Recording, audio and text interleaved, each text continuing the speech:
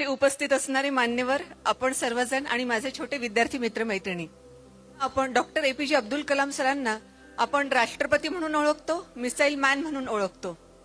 पण त्यांना स्वतःला असं वाटत होतं की मला सगळ्यांनी शिक्षक म्हणून ओळखावं. आणि योगायोग केवढा मोठा बघा की त्यांना मृत्यू सुद्धा आला तो त्यांचं आवडतं काम करत असतानाच.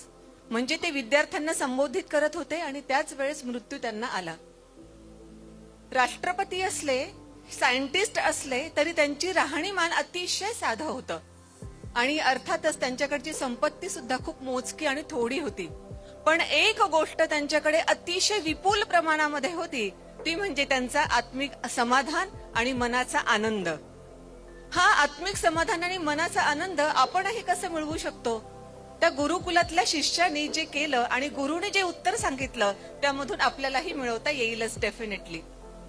गुरुकुलातला हा शिष्य थोडासा जास्त खोडकर, त्यामुळे त्यानं काय केलं, हातामध्ये एक फुलपाखरू पकडलं, जिवंत असणारं फुलपाखरू, आणि तो गुरूंकडे जाऊन म्हणाला, माझ्या मुठीमधलं हे फुलपाखरू मृत आहे का जिवंत आहे एकदा सांगा.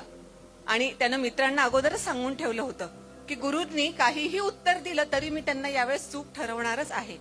कारण गुरु जर म्हणाले असते ते फुलपाखरू जिवंत आहे तर यानं अलगद हात दाबला असता, बोट दाबले असते, ते फुलपाखरू मेलं असतं आणि त्यानं सांगितलं असतं बघा हे तर मृत आहे. आणि जर गुरु म्हणाले असते ते मृत आहे तर यानं दाबला ते बोट दाबले नसते, अलगद बोट उघडले असते आणि फुलपाखरू उडून गेलं असतं आणि सांगितलं असतं बघा तुमचं चुकलं आणि हे फुलपाखरू तर जिवंत होतं. पण गुरु शेवटी ते गुरुच. जेव्हा हा प्रश्न शिष्यानं विचारला तेव्हा गुरूंनी असं सांगितलं, तुझ्या या प्रश्नाचं उत्तर तुझ्या डोक्यात आणि तुझ्या हातात आहे. हात दाबला तर मरणार आणि हाताचं काय करायचं हे त्याचं डोकं ठरवणार. मला वाटतं आपल्या आनंदाचं सुद्धा तसंच आहे.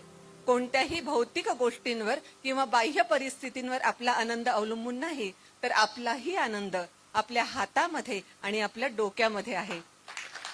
असाच हा आनंद आपण आपल्याही मुलांना आत्मिक समाधान आणि मनाचा आनंद घेण्यासाठी त्यांनाही शिकवूया आणि हा आनंद आपण स्वतःही मिळवूया.